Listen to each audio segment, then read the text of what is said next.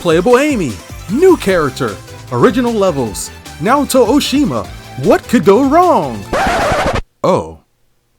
Sonic Superstars is the latest 2D Sonic game that released in 2023 to mixed reception.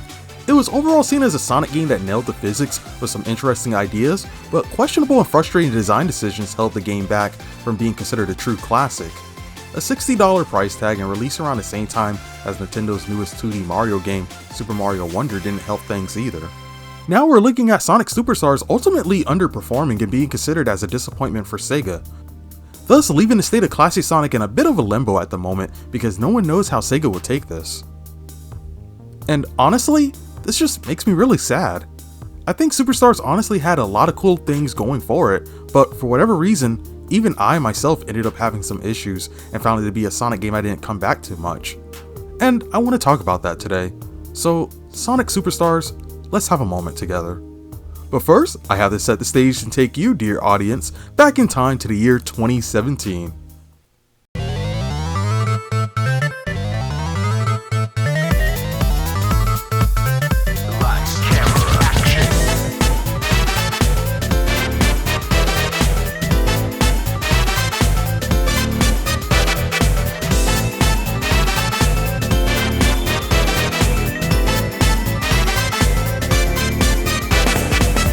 The year is 2017. Sonic has dropped one of the biggest games in his career with the release of Sonic Mania. Critics love it, fans love it, I love it. Look at this picture of me and my baby on launch date. I had to protect them and make sure they were safe. Mania was by the mania for the mania. People who were Sonic fans themselves but have turned into official pros, working on the game to create a truly generational experience. And you know what? People wanted more, so they gave us more with Mania Plus. Which, I mean, yeah, that's cool. Mighty and Ray are playable. Wait, where's Amy? And the Encore mode is a bit more tougher. When I say people want more, I mean we want more 2D Sonic. Yes, that's right. Mania was super cool, but the biggest thing that held it back was the lack of fully original zones. The new zones given were really good, but imagine a new classic Sonic game with fully original levels, new gimmicks that pushes classic Sonic forward, and more new characters. People were clamoring for a sequel, and nothing came. Each year would go by and nothing on a Mania sequel. Eventually we would learn the truth about why a Sonic Mania 2 never happened, and it has nothing to do with bad blood between SEGA and Christian Whitehead or headcanon. It simply comes down to the fact that both sides wanted to do something new. Now, one key thing from the interview to highlight was that both sides wanted to move away from pixel art graphics. Takashi Iizuka, the current head of Sonic Team, said, "When you make a 2D game using pixel art, you kind of end up targeting a very specific core audience." While Christian Whitehead said, "We actually agreed early on that we should try to make something fresh." And I get it, it's a hard truth to accept, but for a lot of people, when they see 2D pixel art, they automatically associate it as something that's old. It doesn't matter how gorgeous, detailed, or fluid the art and animation are. Pixel art equal old, 3D equal new. And in the case of Sonic, a new 2D pixel game would come off as it's specifically targeting retro Sonic fans and nobody else, which wouldn't be true at all. So everyone pretty much went their own separate ways, and Sonic Mania 2 wasn't made. Christian Whitehead would go on to start his own studio with Evening Star, and they would later announce the 3D momentum platformer, Penny's Big Breakaway, which I'm actually playing now and it's really fun. headcanon would continue doing contract work with SEGA and would assist with the release of Sonic Origins by working on Sonic 3 and Knuckles. Takashi Iizuka would go on to reunite with an old friend, Naoto Oshima, and talk to him about making another 2D Sonic game. For those not in the know, Naoto Oshima is one of the fathers of Sonic and one that came up with his original design. He left SEGA back in 1999 and would go on to start his own company called ArtToon, which lasted from 1999 to 2010, and then started a new company called Arzest in 2010 that is still active today. And with Sonic Team collaborating with Arzest on a new 2D Sonic game, we reached the fateful date of June 8th, 2023, where Sonic Superstars was revealed at the Summer Game Fest. I still remember how I felt when I saw that trailer. I thought it would be another instant hit for Sonic that everyone would praise. It looked great. It did things people, myself included, were hoping for, and it had a few extra things going on that made it look like it would be solid. But as I said at the start of the video, it released a mixed reception. If you know anything about the developer Arzest, you know that they do not have the best track record when it comes to video games they've worked on. A lot of games they worked on have released to mediocre reviews, and the game they worked on right before Sonic Superstars released had some of the most negative reviews we've seen in the gaming industry in quite a while. For many people, alarm bells were already sounding when it was revealed that RZS was working on a Sonic game, and it wouldn't make sense for SEGA to partner with a developer with such a spotty reputation. But it only becomes understandable when you realize the connection Naoto Oshima has to the franchise. And I want to give the benefit of the doubt that having an OG creator on board would help things, but unfortunately that didn't seem to be the case. Superstars is weird. The main points of contention amongst critics and fans were the gameplay gimmicks, the bosses, the difficulty, and the music. And honestly, these were also my issues with Superstars as well.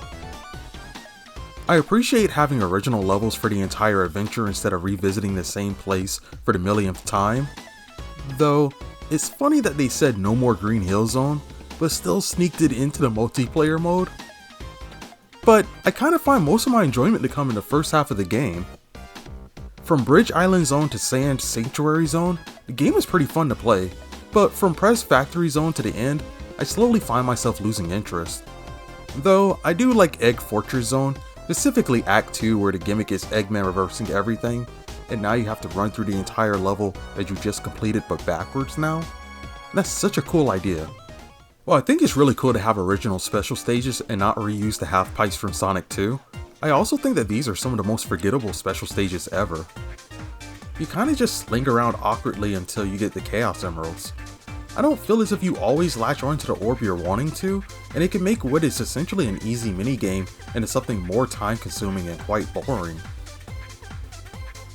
Going after the Green Chaos Emerald in particular is a pain, as it just loops around the entire time, and it's so frustrating seeing how close you are to it, only for it to zip away. Like, no, what are you doing? I'm like right there, just grab the emerald, please. The Chaos Emerald powers were something I never personally asked for, but I didn't mind them trying to expand things and give incentives for us collecting the emeralds this time around. There were only about 2 abilities out of 8 that were consistently useful to use, and that was the bullet and time stop mechanics. Abilities such as visions were largely forgotten about after unlocking it because it would require you to actually stop and scan the area for any secrets, and there's never really any point in the game where you would think about using it on your own unless the game flashes you a notification to remind you. Then there's stuff like water, which was situational, and Ivy just felt like a slower bullet to me. Avatar could have been a cool one for bosses to get a lot of hits in, and possibly help with frustrating bosses, but the problem with the bosses in this game is that you can only land one hit on them at a time and have to wait for the recovery animation to wear off. It becomes very tedious and it drags the bosses on for long periods of time and makes them very unfun to experience. That's such an odd design decision because the Genesis games had it where you could land multiple hits on Eggman to get through the fights with him quickly. The only thing I could think of as to why they decided to handle bosses this way is because of the multiplayer aspect of the game, which in itself isn't really good. I remember playing it with a friend and we had a pretty awful time with the game completely bugging out and doing weird things during the experience. In general, Sonic is just not the type of platformer where team-based multiplayer works really well for, because the whole point is going fast, and it's difficult to keep that sort of fast pace going when there's 2 to 4 people playing at once. I'm also used to hearing that the music is a bit of a mixed bag, with a lot of people always pointing towards how some music sounds like it fits more in Sonic 4. I think an issue with the soundtrack may be the lack of cohesion or unified direction amongst all the composers. One thing that was brilliant about Mania was that T-Lopes did the entire soundtrack and everything sounded like it came from the same game. There's plenty of Sonic games where multiple composers work together, but I understand why some people feel as if Superstars can jump around in quality. One moment there's a song that feels like it's a proper evolution of what classic Sonic music should sound like, but then the next it's like we're going back to trying to emulate the Genesis synths but badly, and again, sounded like something that came straight out of Sonic 4. As much as I love Hidenori Shoji's work on the Super Monkey Ball series, and absolutely love Speed Jungle Zone Act 2 music, it admittedly does sound like it fits more in Super Monkey Ball rather than Sonic. With all that said, you would probably think I completely hate Superstars. And I don't. There's actually quite a bit about the game that I love. To start, I absolutely love that this game continues the tradition of having a beautiful animated intro. It's so much fun to see the characters together, and I really love the shot of when Sonic uses the blue Chaos Emerald's avatar ability to make other versions of himself. That always looked cool to me. I'm also glad that SEGA continues to release the animated shorts on YouTube before the game drops. It's nice seeing more of the classic designs animated, and this time with Fang around. There's some funny moments in the animated shorts, such as Fang seeing crazy versions of Sonic, Tails, and Amy, or Fang and Trip dealing with a giant snake, all while Eggman blissfully draws a doodle. The development team deciding to bring Fang back is a great decision, and I'm glad that based on fan reception upon seeing Mighty and Ray in Mania, that the team wanted to bring back another classic character. I'm all for this and want SEGA to continue utilizing the extended cast, and if the newer games can give classic characters new roles again, then I'm all for it. Fang specifically has been one of my favorite classic era characters for a pretty long time, since I was first introduced to him back in Sonic the Fighters. And, can I be brutally honest and admit something? I actually like the final boss. No, not that one. These ones. The fights against Eggman and Fang in their mechs. I know a lot of people found the fights to be infuriating, but I loved how challenging both fights were. Some of my favorite final bosses in the series. I of course have to mention the adorable Trip the Sungazer. She's a neat little character and I would love to see her return someday. It's not every day that you have one of the original creators of the franchise come in and design a new character, so I'm grateful for Naoto Oshima for her design. I think turning her into a full-blown dragon for her super form is so cool, and I like how different it is from other characters we've seen go super. Also, Trip is pretty cool to use in the actual game itself. Nice to have another female character playable other than Amy, but also nice to see that she feels different enough from the other characters that make it worth experimenting and using her techniques. Side note, but while we don't get too much story on Trip in Superstars other than knowing that she's a guardian, I'm actually glad that the IDW Sonic comics exist and are currently seen as canon. The Knuckles 30th anniversary comic actually gives an expanded look on the Sungazers, and we get a closer look at Trip's people, along with getting great interactions between her and Knuckles. Speaking of interactions, Superstars is filled to the brim with them. I love the in-game cutscenes as they continue what Sonic 3 and Knuckles did by having little mini cutscenes playing to advance the story. My favorite one comes from Lagoon City Zone Act Amy, where Trip gets separated from Fang, but a helpful Amy Rose appears and carries Trip on her back until the end of the level. The kindness Amy showed her back then is later reciprocated later on when Trip stands up to Fang. There's also plenty of neat throwbacks in the game. If you explore enough in Act 2 of Pinball Carnival Zone, you can actually find a Tails doll floating around. Splats was a badnik created to be used in the original 1991 Sonic the Hedgehog, but was ultimately scrapped. Despite appearing in other promotional material, it didn't make its proper game debut until Sonic Mania, and now is back with a cute little ghost variant in Superstars. Another thing from the original Sonic 1 is this concept art of a loop-de-loop. In Golden Capital Zone Act 2, you can see that they reused the concept for an actual level. There's even a DLC you could purchase that changes Sonic into the original bunny design he had during his concept phase. I really like this recent trend of Sonic games letting us use other skins, especially when they are early concept art pieces. Lastly, I do want to go back to the music, because while I understand the criticism that Superstar's soundtrack gets, I actually don't think the soundtrack is that bad. It's not in my Sonic music rotation nearly as much as recent games, such as Sonic Frontiers or Shadow Generations, but there's definitely a lot of songs within it that I don't think gets nearly as much credit as they deserve. Yes, all the songs by T-Lopes are highlights. I feel like T-Lopes has solidified that when you hear his name, you expect nothing but the best. And I love that about his musical work ethic. Sand Sanctuary Act 1 is quite possibly my favorite song from him in the game.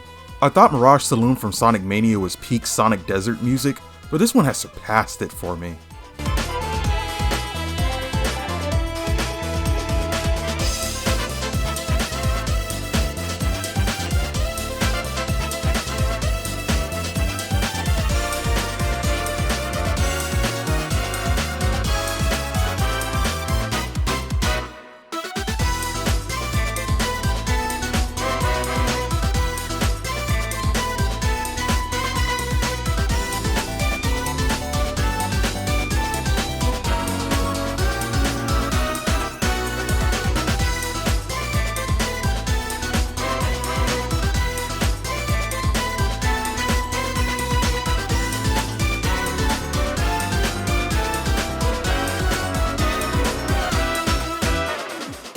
Of course, I have to mention Lagoon City Zone Act 2.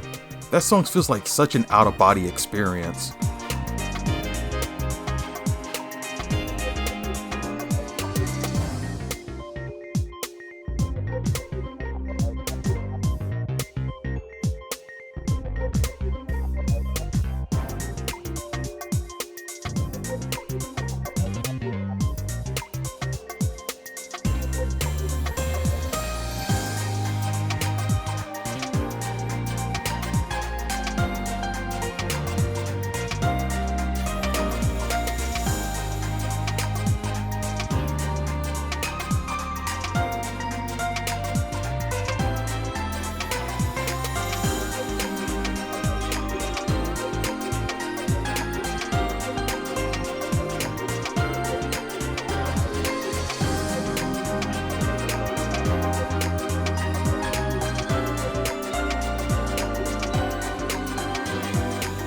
Rentaro Soma is someone I only recently learned about thanks to his music tracks in Sonic Frontiers, but I really do love his work on Superstars.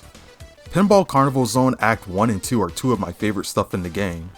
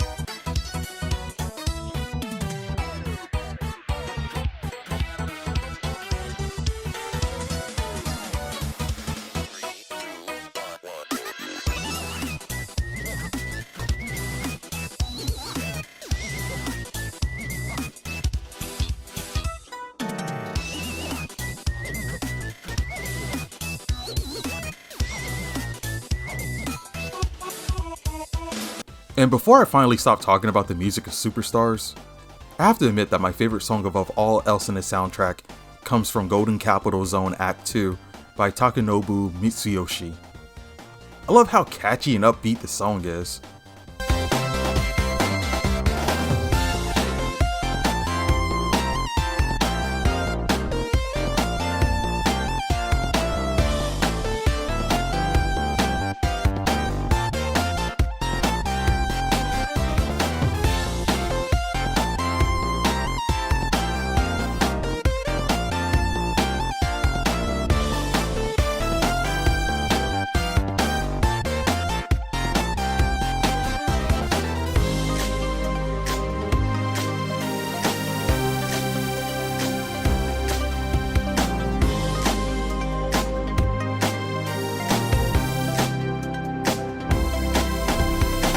I didn't really know who he was until I started working on this script, but upon doing research, he's an absolute legend.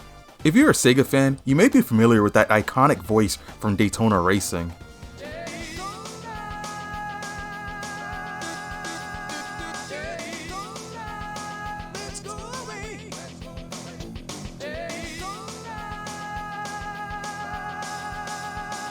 Well, that's him. And he's been working with SEGA since the 90s on many critically acclaimed soundtracks. There's a really interesting interview with him that you can check out from YouTube channel Archipel. It's very insightful and continues to make me respect the absolute talents that SEGA are able to work with. Link to the interview will be in the description below. I highlight all of these things because despite the issues Sonic Superstars have, I still have a lot of love for it. This was a project that had a lot of love and excitement behind it. Iizuka not wanting to give up on creating a brand new 2D Sonic game led to so many talented people coming together. Iizuka and Oshima both praise each other so much in their interview, and you can tell that they had such a great time working together again. It just sucks that despite the goodwill behind the project, it doesn't translate to a flawless product, and has garnered the current reception of it just being okay. It also stings because Superstars Legacy is currently being compared to Mania, with the sole question always being asked, what went wrong? Other than fixing some boss fights and maybe making some levels feel a bit more fun, what else could have been done? Maybe the art direction chosen for the game should have been bolder and more stylish? I don't think the team was wrong for wanting to stray away from 2D pixel art, especially if I disagree with Iizuka and his belief that pixel art won't be a viable art style in the next decade. Anyways, now as a fan I'm left wondering, where do we go from here? SEGA has a very nasty habit of course correcting hard with the Sonic franchise. When something doesn't do well, they will double down on changing it to something completely different, even if there were some good elements to be had. I'm left with the dreaded feeling that they may want to just shelve classic Sonic for over a decade again, which I don't want. I think there's room for us to still get fantastic 3D Sonic games, but also continue to get fantastic 2D Sonic games as well. Classic Sonic doesn't need to die because a mistake was made with a single title. I do wonder how things would have went if Mania 2 was produced and ended up being a resounding success, or if RZS was able to nail things with Superstars. Unfortunately, it's just a curiosity that'll never be answered. Sonic Superstars is not a bad game, but its failure makes me really sad. It honestly deserved a better end than this.